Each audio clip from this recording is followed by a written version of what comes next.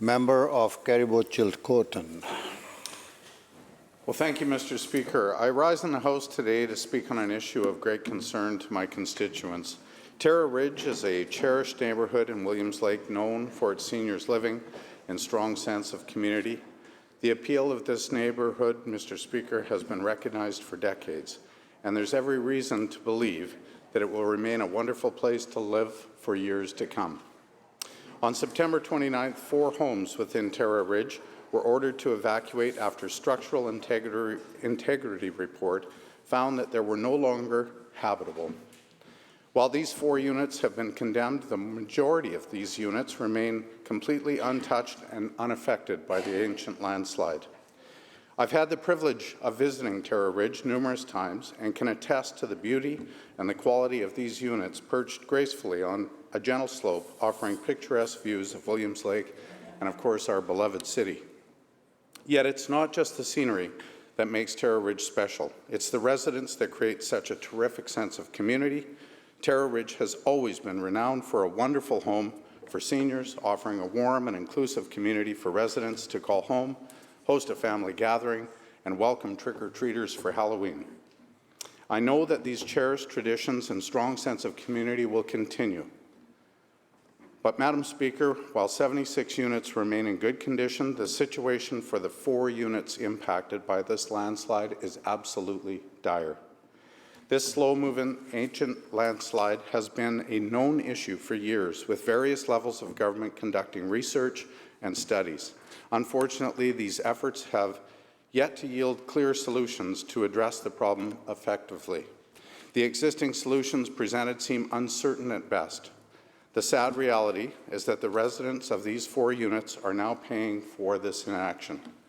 People have lost their family homes, for most of them, the most significant investment they will ever purchase. After large cracks started appearing in the foundation of their homes, the residents of these 4 units were put on evacuation orders and forced to immediately evacuate. In such cases, our province is expected to provide a safety net through disaster financial assistance. However, it appears that in this case, residents may not qualify for this program due to the definition of unexpected and sudden loss not being met. I must express my bewilderment at this classification, as in my view, the circumstances unquestionably represent a matter of unexpected and sudden loss. This program is meant to provide support in times of need, natural disasters, and events beyond a resident's control. These people, Madam Speaker, were forced to suddenly evacuate due to earth moving below their homes, a situation well beyond their control and certainly couldn't have been anticipated. Governments are actively working to understand the extent of the slide's impact on Terra Ridge, the community, and essential infrastructure in our community, such as Highway 20. In the absence of immediate solutions to curb the slide, we really must deploy every single tool at our disposal to support these vulnerable residents. Leaving seniors who have contributed enormously to our community to suffer from massive financial loss is unacceptable and simply not an option. While disaster financial assistance is needed to help these residents in the long run, we must also address the existing challenges facing these people in the short term. In the face of disaster and uncertainty, the most pressing question for them is, frankly, where will they sleep tonight? This is where emergency support services comes in. It's vital that this support continues through the immediate aftermath of an event like this one. These residents were given just hours' notice, Madam Speaker, to leave, and they currently find themselves stuck in limbo with no clear solutions in sight.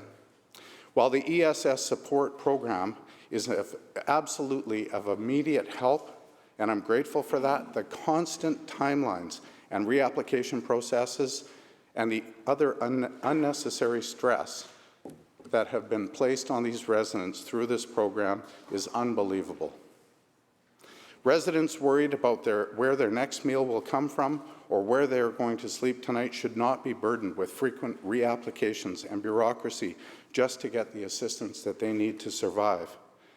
Madam Speaker, imagine the stress going through one's mind being evacuated due to flood, fire, or landslides, knowing that you will never, ever return to that home. We owe this to these individuals to streamline this process and to make it as straightforward as possible. Although this program has been very beneficial, there's certainly room for improvement in its efficiency to provide optimal support to those that desperately need this after a disaster. As for the Terra Ridge residents who have lost their homes, most are currently in hotels, while one is residing with her daughter far from her community with no financial assistance at all. There is no time to delay, no time to wait for the next disaster. We must improve these programs now. It's long overdue. The residents of Terra Ridge, the people of Kelowna, the Shuswap, Northern BC, and frankly all over British Columbia that have been forced to evacuate this summer are counting on us to get this right. We need to see all levels of government working together to mitigate the impact of future disasters and support residents when they require it. Madam Speaker, I do look forward to hearing solutions brought forward to by the members opposite to help the owners of these 4 units and, of course, all British Columbians needing support from disaster financial assistance and emergency services. Thank you. Thank you, member.